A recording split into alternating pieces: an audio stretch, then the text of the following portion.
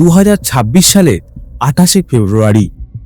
ক্যালেন্ডারের পাতায় এটি হয়তো সাধারণ একটি দিন হওয়ার কথা ছিল, কিন্তু ইতিহাসের চাকা সেদিন এক ভিন্ন পথে ঘুরে গেল। আপনি একটা মুহূর্ত কল্পনা করুন। সময়টা তখন মধ্যরাত, ঘড়ির কাঁটা যখন রাত 2টা ছুঁই ছুঁই।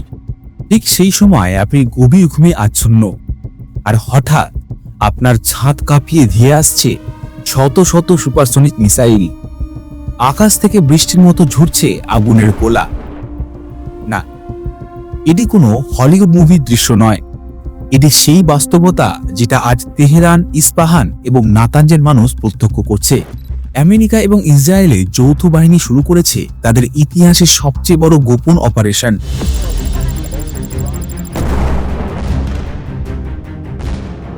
সেই অপারেশন না হলো অপারেশন এপিক ফিউরি।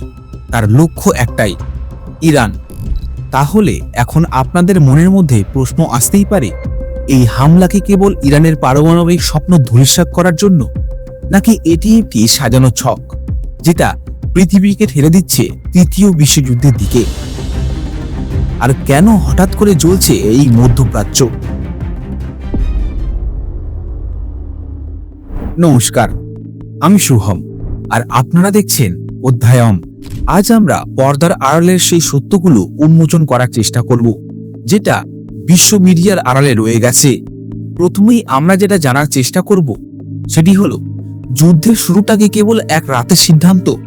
না, তা কিন্তু মোটেও নয়।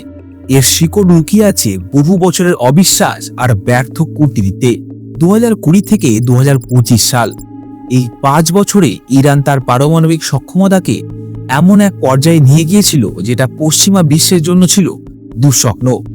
2015 সালে জেসিপিওএ বা ইরান পারমাণবিক চুক্তি থেকে আমেরিকা বেরিয়ে যাওয়ার পর থেকেই মধ্যপ্রাচ্যে অস্থিরতার পারদ ক্রমশ চড়তে শুরু করে। কিন্তু 2024 এবং 2025 সালে পরিস্থিতি নাগালের বাইরে চলে যায়। 2026 সালের জানুয়ারি মাস, ভিয়েনার কনফারেন্স রুমে যখন ইউএস এবং ইরানের কূটনীতিবিদরা শেষবারের মতো টেবিলে বসেছিলেন, তখন বাইরের তাপমাত্রা ছিল হিমাঙ্কের নিচে। কিন্তু কূটনৈতিক আলোচনার টেবিল থেকে যখন সমাধান আসে না, ঠিক তখনই পর্দার আড়ালে শুরু হয় একটা যুদ্ধের প্রস্তুতি।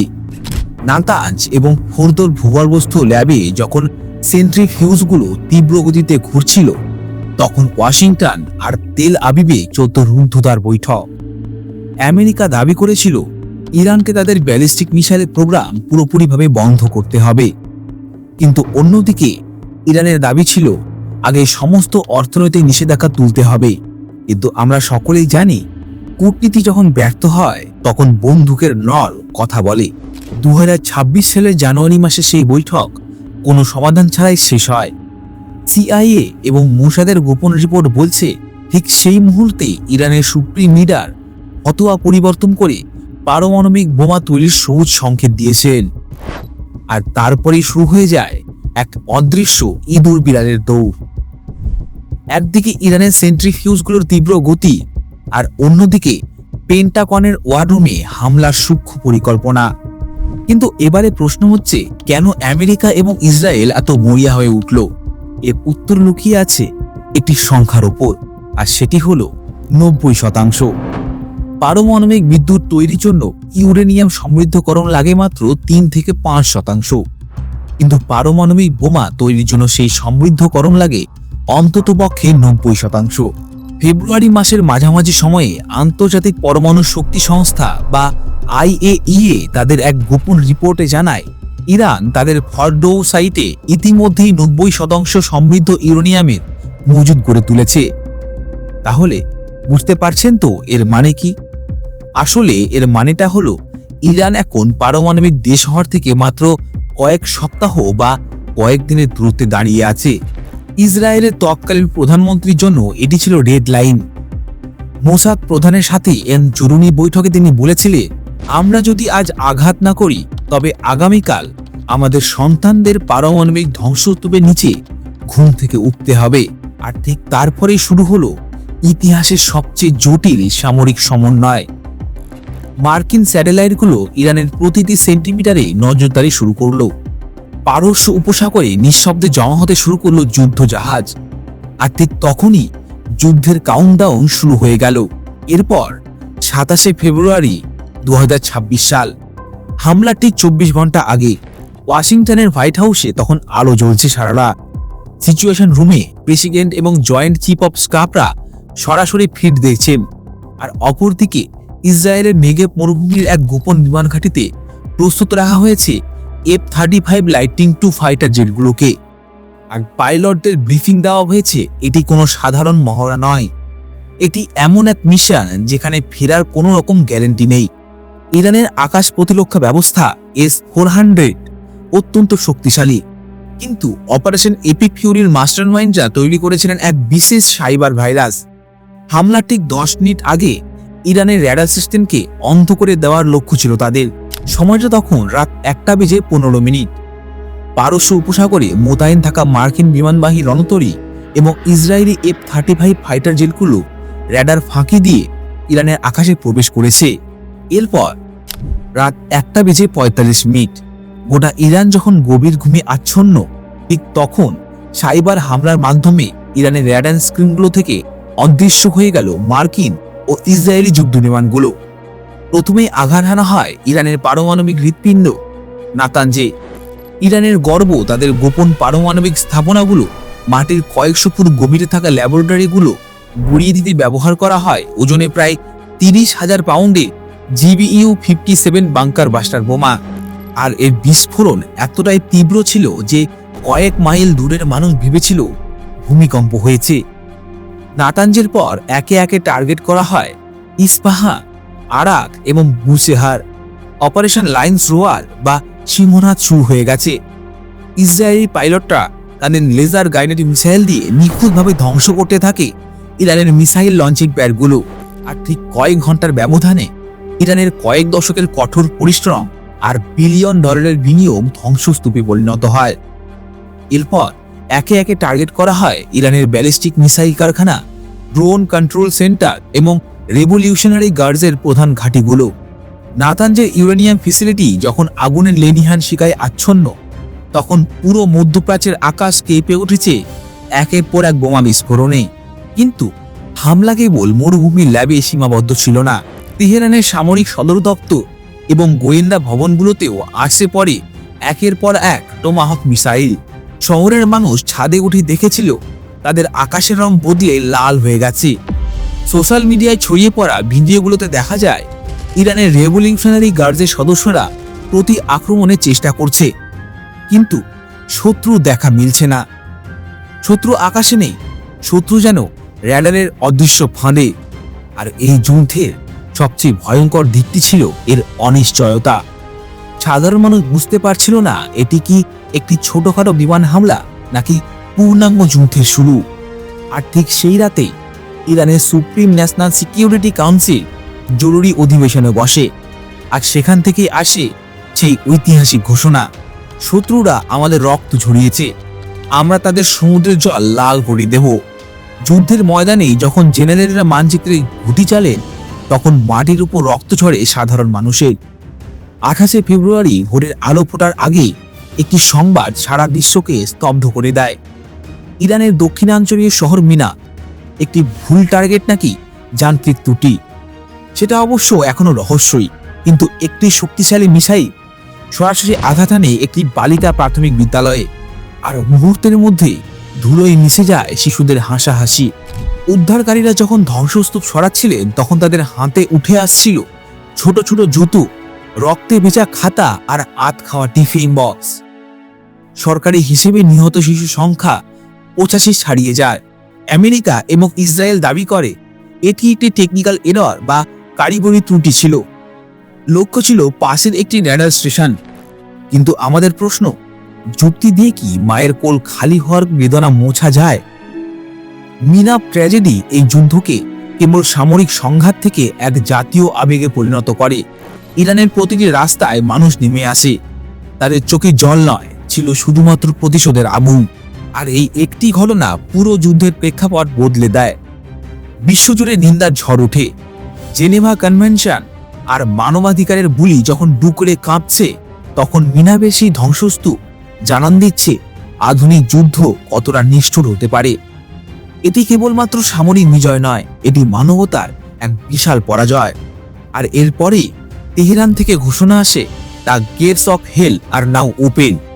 ইরানের মিসাইল চিতি বা ভূগর্ভস্থ ঘাঁটিগুলো থেকে বের হয়ে আসে শত শত খেইবা সেকান এবং ফাত্তাহ হাইপারসনিক মিসাইল। তাদের লক্ষ্য তেল আবিব, হাইফা এবং নেগেব মরুভূমির দিমোনা পারমাণবিক কেন্দ্র। ইসরায়েলের আয়রন ডোম এবং অ্যারো ডিফেন্স সিস্টেম আকাশে আতশবাজির মতো মিসাইল ধ্বংস করতে শুরু করলেও সবগুলোকে ধ্বংস করা সম্ভব হয়নি। হাজার হাজার ব্যালিস্টিক মিসাইল ধেয়ে আসছে ইসরায়েলের দিকে। মাত্র কয়েক মিনিটের ব্যবধানে তেল আবিবের রাজপথ কেঁপে ওঠে, মানুষ বাংকারে আশ্রয় নেয়। কিন্তু ইরান এখানেই থেমে থাকেনি। তাদের দ্বিতীয় টার্গেট ছিল মধ্যপ্রাচ্যে ছড়িয়ে থাকা মার্কিন ঘাঁটিগুলো। কাতার, বাহরাইন এবং ইরাকের আল আসাদ ঘাঁটিতে বৃষ্টির মতো ঝরতে থাকে কামিকাজে ড্রোন। পারস্য উপসাগরে মোতায়েন থাকা মার্কিন নৌবহরের দিকে ধেয়ে আসে কয়েক ডজন অ্যান্টিশিপ মিসাইল। মধ্যপ্রাচ্যের আকাশ এখন শুধুই আগুনের, সমুদ্রের শান্ত জল এখন ধোঁয়া আর বারুদের গন্ধে ভারী। ইরান স্পষ্ট করে দেয় তারা হারতে রাজি, কিন্তু বিনা যুদ্ধে নয়। যুদ্ধের ময়দান কেবল স্থলেই সীমাবদ্ধ নয়, এটি ছড়িয়ে পড়ে সমুদ্রের নীল জলেও। ইরান তাদের সবচেয়ে বড় তাসটি খেলে হারমোজ প্রণালী বা স্ট্রেইট অফ হারমোজ, সেটিকে বন্ধ করে দেওয়া। বিশ্বের মোট ব্যবহৃত তেলের প্রায় 1/5 এই সরু জলপথ দিয়ে যায়। কিন্তু ইরান সেখানে মাইন বিছিয়ে দেয় এবং তাদের নৌবাহিনী দিয়ে অবরোধ তৈরি করে। কিন্তু আপনি জানেন কি এর ফলাফল কতটা ভয়ানক হতে পারে? মাত্র 12 ঘন্টার মধ্যে বিশ্ববাজারে তেলের দাম ব্যারেল প্রতি $150 ছাড়িয়ে যায়। নিউ ইয়র্ক থেকে টোকিও প্রতিটি শেয়ার বাজারে ধস নামে। পেট্রোল পাম্পগুলোতে মানুষের লম্বা লাইন, মুদ্রাস্ফীতির করাল গ্রাস। উন্নত দেশগুলো বুঝতে পারে ইরানের উপর হামলা মানে কেবল একটি দেশের উপর হামলা নয়, এটি পুরো বিশ্বের ডাইনিং টেবিলের খাবারের টান দেওয়া। আমেরিকা বুঝতে শুরু করে এই যুদ্ধ জেতা যতটা সহজ ভাবা হয়েছিল, যুদ্ধ থামানো তার চেয়ে 1000 গুণ বেশি কঠিন। যখন মধ্যপ্রাচ্য জ্বলছে ঠিক তখনই মস্কো আর বেজিং কি হাত গুটিয়ে বসে থাকবে? না, তা কিন্তু কখনোই নয়। রাশিয়ার প্রেসিডেন্ট এক জরুরি ভাষণে জানান, ইরান যদি সরাসরি অস্তিত্বের সংকটে পড়ে তবে রাশিয়া সামরিক সহায়তা দিতে দ্বিধাবোধ করবে না। আর অন্যদিকে চীন ঘোষণা করে জ্বালানি নিরাপত্তা বিঘ্নিত হলে তারা কিন্তু চুপ থাকবে না। জাতিসংঘ নিরাপত্তা পরিষদে শুরু হয় বাংযুদ্ধ। আমেরিকা ভেটো দিচ্ছে আর তার পাল্টা রাশিয়া ভেটো দিচ্ছে। কূটনীতি এখন আইসিইউতে। বিশ্বজুড়ে মানুষ গুগল সার্চ করছে, is world war 3 starting today? তার মানে আজকে তৃতীয় বিশ্বযুদ্ধ শুরু হচ্ছে। কিউবান মিসাইল ক্রাইসিসের পর পৃথিবী আর কখনো পারমাণবিক যুদ্ধের এত কাছাকাছি আসেনি। এক পাশে ন্যাটোর শক্তি, অন্য পাশে ইরান, রাশিয়া, চীন জোটের ছায়া। পৃথিবী এখন এক বিশাল বারুদের স্তূপ, যেখানে একটি দেশাই কাঠি যথেষ্ট সমস্ত কিছু শেষ করে দেওয়ার জন্য। বিশ্ব এখন স্পষ্টত 2 ভাগে বিভক্ত। ক্রেমলিনের পক্ষ থেকে পুতিন এই হামলাকে আন্তর্জাতিক আইনের লঙ্ঘন বলে অভিহিত করেছেন, আর অপরদিকে চীন একে সামরিক আগ্রাসন আখ্যা দিয়ে অবিলম্বে যুদ্ধবিরতির দাবি জানিয়েছেন। জাতিসংঘের নিরাপত্তা পরিষদে যখন জরুরি বৈঠক চলছে, ঠিক তখন আমেরিকা আর ইসরায়েল নিজেদের ডিফেন্ড করছে আত্মরক্ষার অজুহাতে। কিন্তু বাস্তবতা হলো, কেউ কি আসলে শান্তি চায়, নাকি সবাই অপেক্ষা করছে বড় কোনো সুযোগে? এই বিষয়ে আপনাদের মতামতটা কি সেটা কিন্তু অবশ্যই কমেন্ট বক্সে জানাবেন। এবারে আমরা ফিরে আসছি আমাদের মূল ভিডিওতে। হামলার কয়েকদিন পর ধোঁয়া যখন কিছুটা কমেছে, আমেরিকা দাবি করছে ইরানের পারমাণবিক কর্মসূচি তারা 10 বছর পিছিয়ে দিয়েছে। কিন্তু প্রশ্ন হচ্ছে, বিনিময়ে তারা কি পেয়েছে? মধ্যপ্রাচ্য জুড়ে আমেরিকার কয়েক দশকের বন্ধুপ্রতিম দেশগুলো এখন হামলার আতঙ্কে। ইসরায়েলের অর্থনীতি থমকে গেছে, আর ইরান তাদের পারমাণবিক ল্যাব হয়তো ধ্বংস হয়েছে, কিন্তু তাদের আদর্শ আর জের আরো কয়েক গুণ বেড়ে গেছে। মিনাপ শহরের সেই স্কুলে এখন কেবল নিস্তব্ধতা। 85 জন শিশুর হাসি চিরতরে মুছে গেছে। একটি ভুল সিদ্ধান্ত, একটি হঠকারী পদক্ষেপ পুরো পৃথিবীকে পারমাণবিক ছাইয়ে ঢেকে দিতে পারে। যুদ্ধের জয় পরাজয় কেবল সংখ্যা তত্ত্বে থাকে, কিন্তু বাস্তবের মাটিতেই সবাই পরাজিত। 2026 সালের এই অপারেশন এপিক ফিউরি প্রমাণ করল, পারমাণবিক যুগের যুদ্ধ কোনো সমাধান নয়, বরং এটি একটি আত্মহত্যার নামান্তর। আর এই যুদ্ধ কেবল 3টি দেশের নয়, এটি গোটা মানব সভ্যতার টিকে থাকার প্রশ্ন। যে প্রযুক্তি আমাদের আধুনিক করেছিল, সেই প্রযুক্তি আজ আমাদের ধ্বংসের হাতিয়ার। এবারে আমাদের প্রশ্ন হলো, মানুষ কি তার ভুল থেকে শিক্ষা নেবে? আজ তেহরানের আকাশে যে আগুনের গোলা দেখা যাচ্ছে, কাল হয়তো তা প্যারিস, লন্ডন কিংবা ওয়াশিংটনের আকাশে দেখা যাবে। শক্তি প্রদর্শন আর প্রতিশোধের এই চক্র যদি না থামে, তবে এই পৃথিবী আতি বসবাসযোগ্য থাকবে না। 2026 সালের 28শে ফেব্রুয়ারির এই কালো রাত আমাদের মনে করিয়ে দেয়, শান্তি বজায় রাখা যুদ্ধের চেয়েও অনেক বেশি সাহসের কাজ। একটি ভুল বোতাম টেপা মানে গোটা সভ্যতার বিনাশ। আজকের এই ট্র্যাজেডি যেন আগামীকালের সতর্ক বার্তা হয়। তার কারণ, তৃতীয় বিশ্বযুদ্ধ যদি সত্যি শুরু হয়, তবে চতুর্থ বিশ্বযুদ্ধ লড়ার মতো কোনো মানুষ এই পৃথিবীতে বেঁচে থাকবে না। তাই আসুন আমরা সকলে একসাথে বলি, পৃথিবী শান্ত হোক, বিবেকের জয় হোক। ধন্যবাদ আমাদের সাথে শেষ পর্যন্ত থাকার জন্য।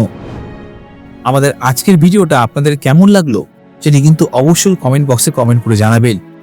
ভিডিওটি ভালো লাগলে লাইক করবেন এবং আমাদের চ্যানেল অধ্যয়নকে সাবস্ক্রাইব করে পাশে থাকা বেল আইকনটি অন করে দেবে আমাদের চ্যানেলে সমস্ত ভিডিওর আপডেট সবার আগে পাওয়ার জন্য। তাহলে সকলে ভালো থাকুন, সুস্থ থাকুন। ধন্যবাদ।